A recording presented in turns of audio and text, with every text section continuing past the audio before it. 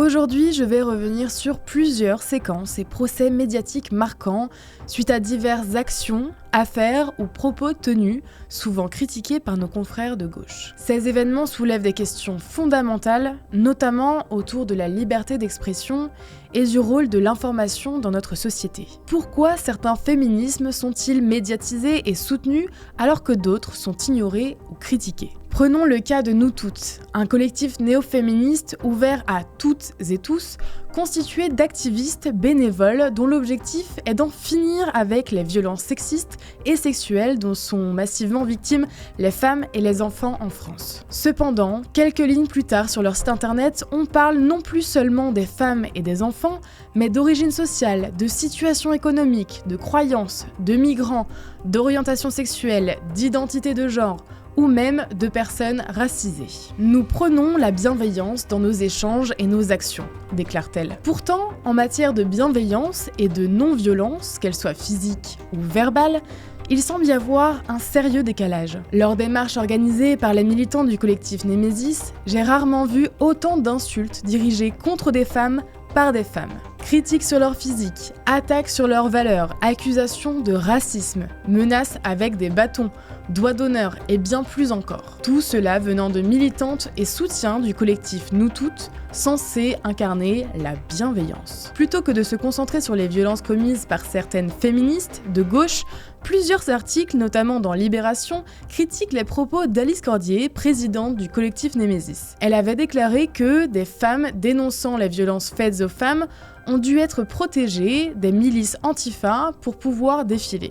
Un fait avéré puisque sans cette protection, le collectif Némésis a dû faire appel à une sécurité privée, ce qui leur a coûté 8 000 € pour mobiliser 20 agents. Ces 20 agents étaient présents en complément de la police, que le collectif a salué, mais n'a jamais explicitement demandé, contrairement à certaines allégations. Dans cet article, Libération donne aussi la parole à Maëlle, membre de l'organisation des marches Nous Toutes, qui déclare « Clairement, on a l'impression qu'elle nous vole notre manifestation, et cela nous inquiète beaucoup. » En réalité, la militante du collectif Némésis était environ 80, dénonçant à la fois l'insécurité et son lien avec l'immigration, tout en rendant hommage à des figures comme Gisèle Pellicot, Philippine ou encore Lola. Libération n'a pas non plus relevé la présence du groupe ultra-violent d'extrême gauche, la Jeune Garde, auquel appartient le triple fiché S et député Raphaël Arnaud. Contrairement aux militants de Némésis, qui se sont contentés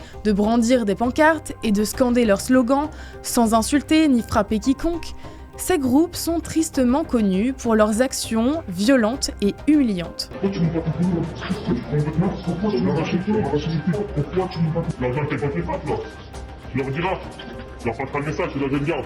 Raphaël Arnaud a notamment menacé de mettre une balle dans la tête d'Alice Cordier, drôle de représentant de la lutte contre les violences faites aux femmes. Maëlle n'a apparemment pas eu l'impression que les militants pro-palestiniens ou antifa volaient leurs manifestations, même lorsque certains ont affirmé à notre micro qu'ils étaient là pour soutenir Gaza et non pour marcher aux côtés de Nous Toutes. Par ailleurs, certains ont nié que des femmes aient été violées le 7 octobre 2023. Mais Libération ne sait pas seulement ignorer les informations qui les dérangent, ils ont aussi un penchant pour l'invisibilisation des victimes de viols qui ne leur conviennent pas. Ce 2 décembre, Libération titre « Le collectif Némésis, une radicalité au féminin en voie de notabilisation qui, derrière son féminisme de façade, est connecté aux franges radicales de l'extrême droite ». Pour illustrer cet énième article à l'encontre des militantes féministes de droite, ils ont choisi une photo d'Alice accompagnée de Claire Géronimi qui relève justement sur son compte Twitter « Utilisez mon image pour faire des ventes, vraiment,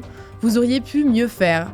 Au minimum, ajouter une petite colonne à mon sujet et informer correctement sur mon combat. » Claire fait partie de ces femmes qui ne correspondent pas à l'image que certains médias veulent présenter. Et pire encore, le violeur, lui, ne correspond encore moins à l'image de l'oppresseur parfait des femmes que certains veulent diffuser. Claire a été violée par un migrant, sans doute marqué par ses souffrances après avoir traversé des terres et des mers. Il est même possible qu'il soit un mineur isolé. Alors, plutôt que de le pointer du doigt, lui, certains accusent Claire de faire de son viol un prétexte pour rabaisser les migrants et la qualifier d'ignoble féministe d'extrême droite. De plus, ils n'ont jamais pris la peine de relater ce qu'elle a vécu. probablement parce qu'elle a eu le malheur de se confier à d'autres médias qui ne conviennent pas aux lignes éditoriales de ce média d'extrême gauche. Mediapart n'a pas pris ce risque non plus.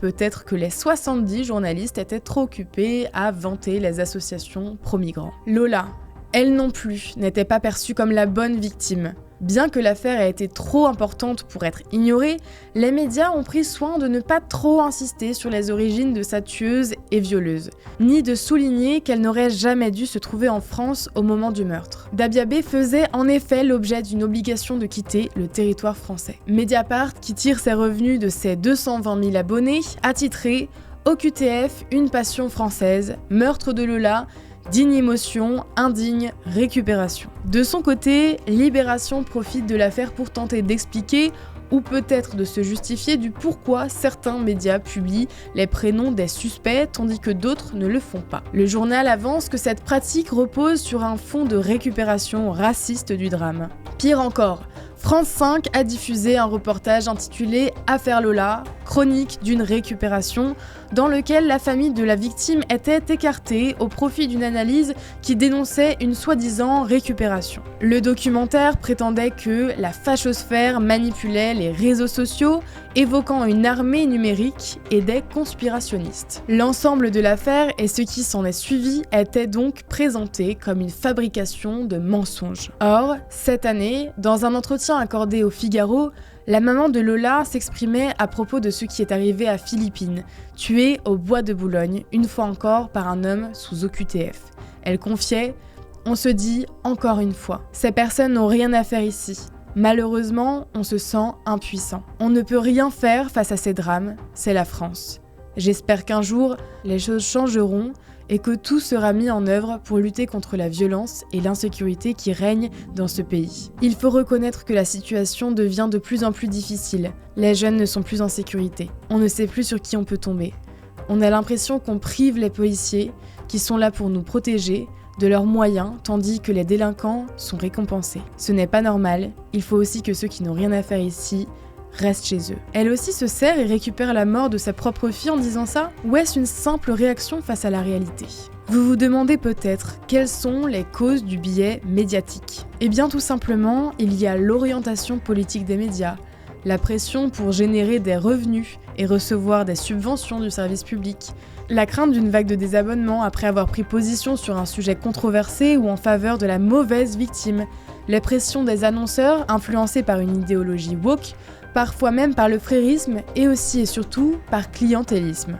Tout comme certains partis politiques, LFI entre autres, plus ils taisent les noms des coupables, leurs origines, leurs OQTF ou leur religion, plus ils se positionnent comme étant du côté des gentils humanistes ouverts d'esprit. A l'inverse, les médias de droite, qui assument leur position, se retrouvent confrontés à des procès asphyxiants, des procédures bâillons, des censures à répétition et bien plus encore. Autre élément important, parler d'extrême droite est une stratégie économique car cela génère des clics, entraîne un trafic important sur les sites internet et fait en sorte que les posts soient largement partagés sur les réseaux sociaux. Ces articles servent aussi d'outils pour certains partis politiques qui soutiennent ouvertement ces médias. Le travail de ces journalistes entretient la diabolisation des partis de droite, des militants, des électeurs et des médias comme le nôtre qui ont pour seul défaut de mettre en lumière ce que d'autres préfèrent garder dans l'ombre. La différence entre eux et nous, c'est que nous avons 10 journalistes, dont 4 alternants et environ 3000 abonnés,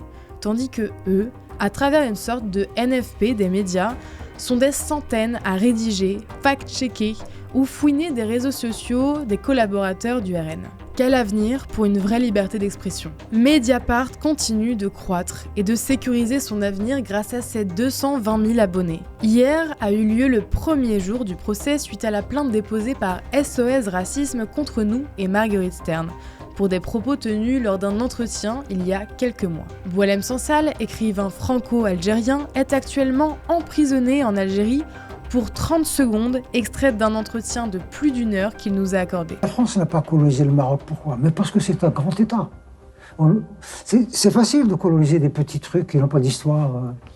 Mais coloniser un État, c'est très difficile. Nous restons engagés à donner la parole à tous ceux qui souhaitent s'exprimer, tout en traitant nos invités avec respect. Nous avons lancé une application mobile, un nouveau site internet, publier 6 magazines en 15 mois, créer une matinale et continuons nos enquêtes.